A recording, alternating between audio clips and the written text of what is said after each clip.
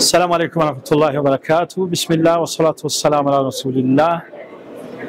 Turi hano kuri uyu munsi wo kuwa kane tariki ya 17 mu gikorwa cy'ubusabane cyo kuganira, ariko ibiganiro binakomoza ku kwemera. Twatumiyemo abayobozi b'amadini batandukanye baturutse mu turere dutandukanye tugize igihugu.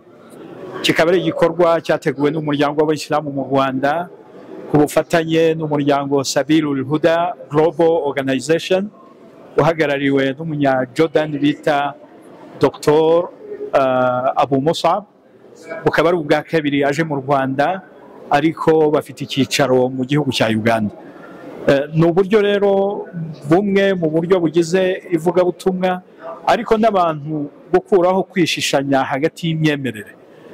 Byatanze umusaruro mu gikorwa cyateguwe umwaka ushize, mu mpera z'umwaka ushize, aho abavandimwe bo mu kundi kwemera bavuze bati, no mu byo baratubwiye bati hari byinshi tutari tuzi, hari byinshi dufungutse ku maso, cyane cyane ku bijyanye no kwemera kwa Islam abantu benshi badasobanukiwe. N'uyu munsi rero, muri iki gikorwa cy'uyu munsi ku bufatanye n'umuryango Sabilul Huda, nanone twongeye guhura mu kiganiro nk'icyo cyuje urukundo, cyuje umwuka mwiza w'ubuvandimwe. Twongeye guhura muri icyo gikorwa cyatangiye uyu munsi tariki 17 z'ukwezi kwa kane, ariko kikazakomeza no ku munsi w'ejo.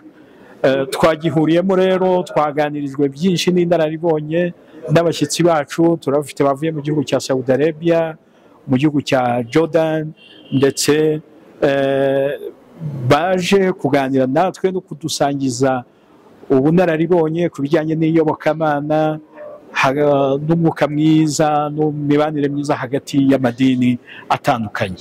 Ibiganiro biracyakomeje. Kuri uyu munsi wacyo wa mbere byagenze neza, abantu bahawe umwanya uhagije wo kubaza no gusobanuza kuri byinshi badasobanukiwe, ariko habaye umwanya mwiza wo kongera kwegerana no gukuraho kwishishanya no gukuraho gukekana akenshi na kenshi biba bitari ukuri, cyane cyane ku bijyanye n'ukwemera kwacu. Umuryango w'Abayisilamu rero ubifite muri gahunda kuzakomeza ibiganiro nk'ibi n'ahandi hatandukanye, hatari no mu mujyi wa Kigali gusa, kugira ngo bigende bidufasha muri kwa gukuraho kwishishanya no gukekana ibiba bitanariho ndetse bitari n'ukuri.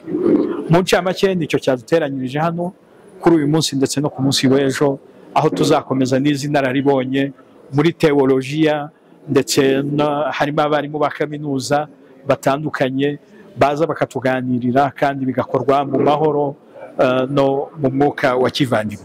Murakoze.